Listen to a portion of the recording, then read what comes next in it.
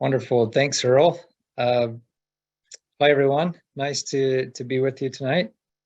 We're going to talk about a topic that's been a hot, frustrating, difficult thing for people the last 2 years. I think most of you have noticed, if you've purchased any fertilizer, that the prices are high. Here's just a quick chart that shows 3 common fertilizers. MAP, which is mostly phosphorus, potassium, and then nitrogen. Let me on just 1 second. Sorry, I need to try to hide this. I can't. Okay. So just wanted to show you quickly. We've all seen this the last 2 years. Prices have gone extremely high. In some cases, they've doubled. Nitrogen and potassium prices have nearly doubled the last 2 years. They're coming down a little bit, but they're still quite high. Phosphorus didn't go up quite as high as the others, but it's still just a big jump. We're seeing a consistent about $400 per ton increase in many fertilizers. So it's putting a lot of pressure on you as producers, and means that there really has never been a greater need to really optimize your fertilizer use and make sure that you're putting on only what's necessary, only what is going to result in the best profits for you, for your pasture and your hay production. So tonight, I just want to offer 3 tips that might help you deal with high prices. Tip number 1 is invest in soil testing. Here's just a quick example of what a soil test might cost for different types. If you're doing just phosphorus and potassium, or those plus some nitrogen and some other metrics, and then all of those plus micronutrients. You can see there quickly that it's going to cost anywhere from about $15 to $80 per sample to soil sample. I've also kind of projected this out to a cost per acre. It really depends on how many samples you take per acre. So if you're taking 1 every acre, or 1 every 2.5, or every 5, or every 10, you can see how the prices go down. We'll talk later about some of the pros and cons of different sampling densities. But for now, just wanted to kind of show you the range in prices. Okay, here's the real question. Does it pay to soil sample? Is it worth it? So to do this, I just said, let's look at a 50-acre pasture, okay? And on that 50-acre pasture, we're going to estimate about $15 per acre to sample. And so if we take that over 50 acres, it's going to cost about $750 in soil analysis for that pasture. And man, that might seem like a lot for 1 50-acre field. We're going to add a little bit of time and shipping in for the soil samples. Let's say $50. It might be a little bit more than that, but let's say somewhere around $800 to soil sample that field. Let's also look at what fertilizer you might put on that field. So for this example, I just said phosphorus, right? A lot of our Utah soils are high in potassium. So I just focused on phosphorus and nitrogen. Both are included in the MAP fertilizer. And if we put on kind of a pretty common rate of 80 pounds of phosphorus per acre as MAP on that 50 acres, it's going to cost us about $7,700 at current prices. Okay, so is that worth it? This is pretty interesting, I thought. So if you adjust your MAP rate by 10 pounds an acre because you soil sampled and you knew what the variation was across your field and you accounted for it, it's going to pay for the sampling. Just 10 pounds an acre difference. And that's only phosphorus, right? If you're putting on additional nitrogen, any potassium, any other micronutrients, it'll just further reduce that difference. So I would suggest that in almost all cases, it is going to rapidly pay to invest in some soil sampling, in a lot of soil sampling, as much as you can, to really know what's in your field and then adjust your fertilizer accordingly. Okay, tip 2, we're going to spend all that effort and money to soil sample. If we don't do it right, it doesn't mean much. And your results are going to be inaccurate and faulty. And so there's some really key things to know when you're approaching soil sampling. So first, how do you sample? It's important to use a soil sampling probe if you can. And there's lots of these out there at lots of different prices. I did a quick search and you can find some good ones for about $75 or even a little less. And then they go up. There's a lot of different options. Some are up in the several hundreds of dollars.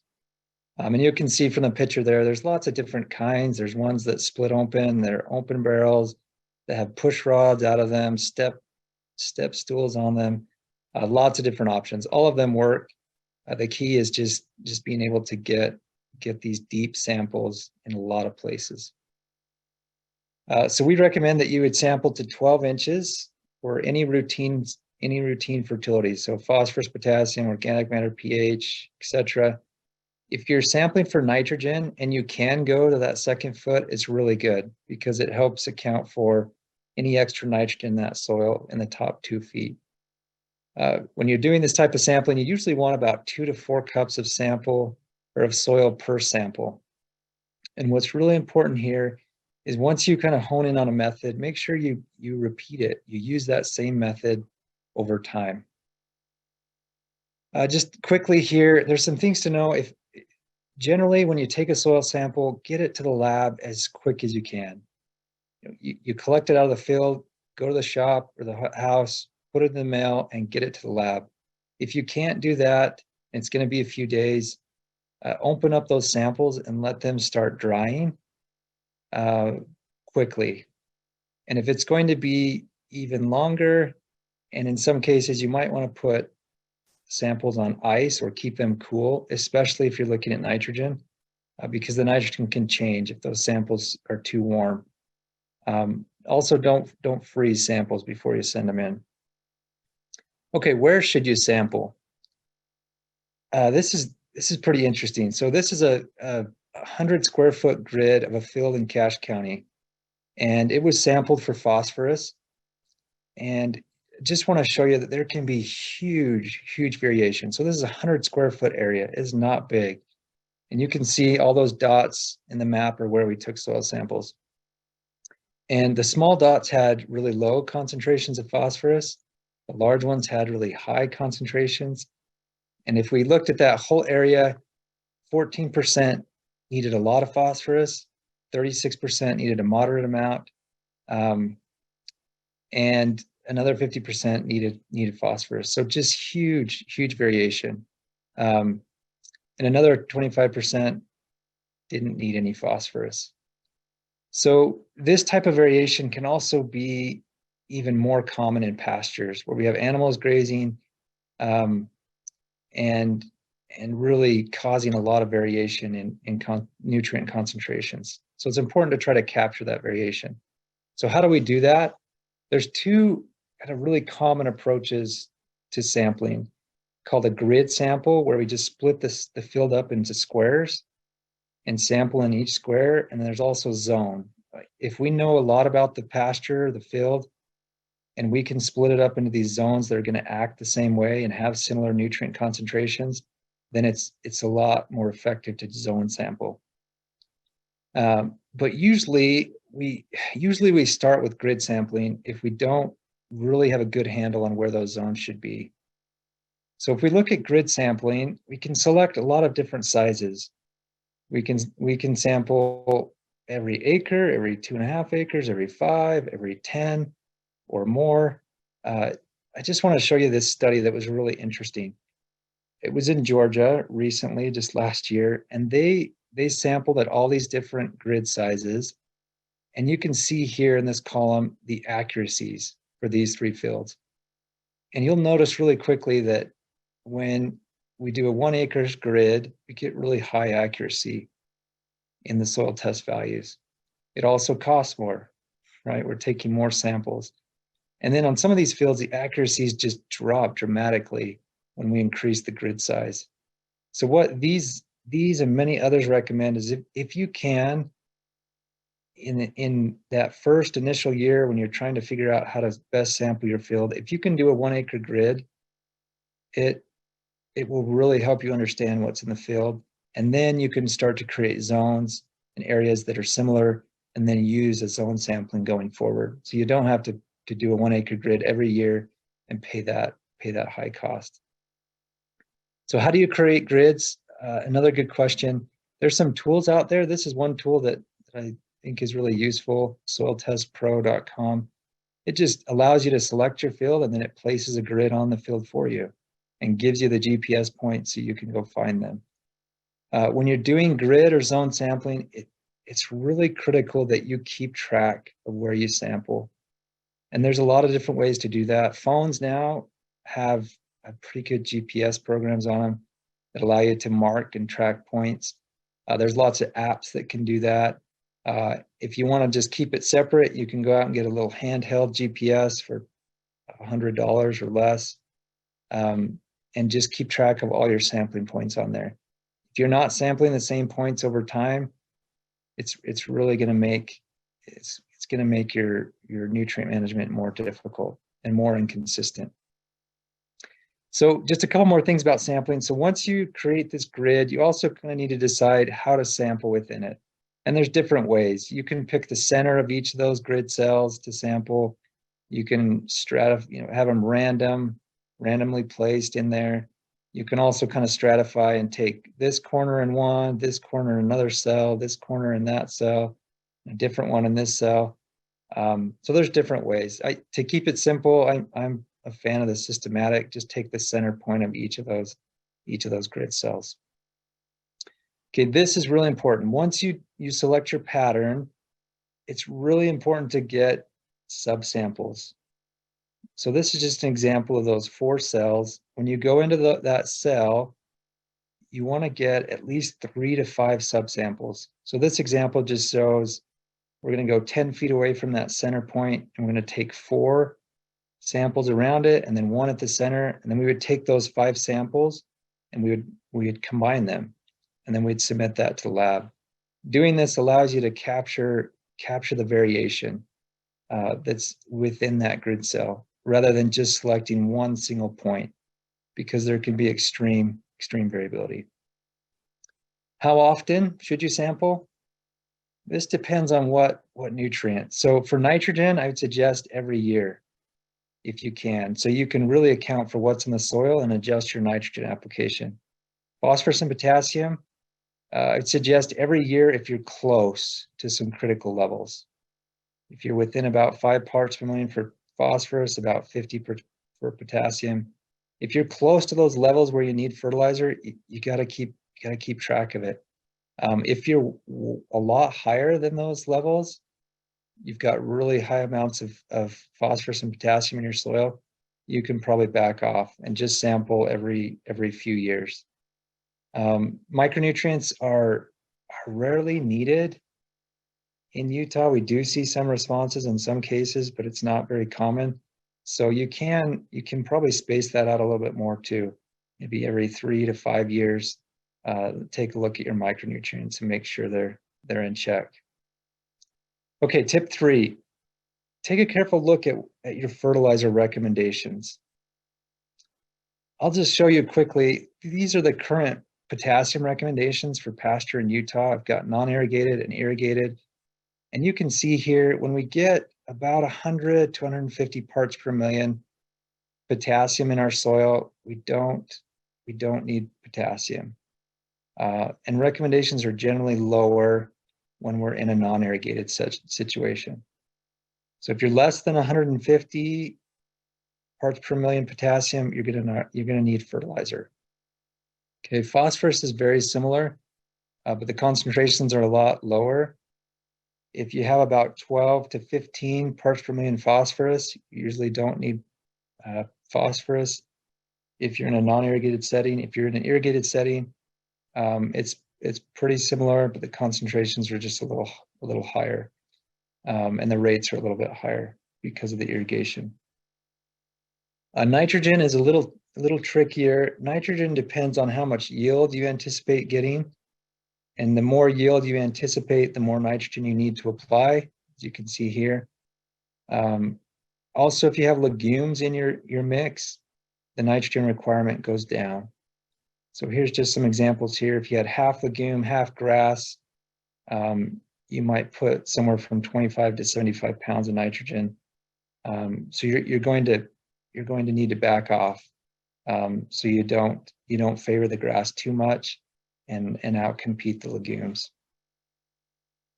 Okay, so I want to tell you in our last couple minutes here, just want to tell you about a trial that we did in 2021 and 2022 to compare various fertilizer recommendations. So what we did is we went on to 11 or 12 fields, and we took a big soil sample and we split it up and we sent it to five labs, 3 private labs, and then USU and University of Idaho. And we took whatever was recommended by each of these labs, and then we went out and we applied it in the field. And we did this with every nutrient, all the micronutrients, all the macronutrients, nitrogen, phosphorus, potassium, sulfur. Here's those fields. None of these were pasture, unfortunately, but we had small grain forages, alfalfa, and some corn. But the concept still applies. So I'd like to show you this. So just quickly, here's the concentrations. We saw that most of these fields should have responded to phosphorus. Most of them didn't need potassium, and a lot of them the corn and small grains would still need nitrogen. I just wanted to show you the difference among labs. So we expected there was a difference in the recommendations between universities and the private industry. We just didn't know how wide that difference was. So here's just one example. This is USU's guidelines compared to one of the private labs. And you can just see quickly for each of those 3 crops that the private labs were recommending quite a bit more phosphorus, nitrogen, potassium was pretty similar, and quite a bit more sulfur, and gypsum. And so these differences resulted in a large cost difference, right? We saw in some cases between $250 up to $500 per acre difference in the cost of those recommendations. Now that's okay if you spend more on fertilizer if you return more profit, right? And so we tested that on these fields. We looked at how the yields responded, how the crop quality responded. And what we found is that in that first year, only one of those fields responded to any fertilizer at all in yield, and none of them responded in forage quality. So at this one field in Carbon County, we did see an increase in small grain forage yield by putting on fertilizer. However, that wasn't economic. It was still more economic to put on no fertilizer in that field. Okay, so the next year, 2022, we repeated it at 7 farms, 7 of the 11. And what we found this year was something very similar. We had 2 fields that responded to fertilizer, but it wasn't economic. It was still more economic to not put on any fertilizer. So you're asking me, what does that mean? Should we not put any fertilizer on? The answer to that is no. We need fertilizer. And if we don't put on fertilizer for long enough, we're going to draw down soil test levels, and it's going to take large amounts of fertilizer to increase those soil test levels and bring your production back. But what it does mean is that we should pay really careful attention to our guidelines and make sure you compare several. Also, if you haven't considered university guidelines, I'd suggest that you do. Take a look at what we recommend. They're not perfect, but they're based on the best research that we have, and we're constantly trying to improve those. And then I would suggest that you maintain your soil test levels at near that adequate level or slightly above, so that in years like 2021 and 2022, you can safely cut back and save when prices are really high. And then in those years when prices are lower, that's when you can kind of build up your levels and put more fertilizer on. So there's my 3 tips. Hope they're helpful. Thanks for your time, and I'll end. Thanks, Matt.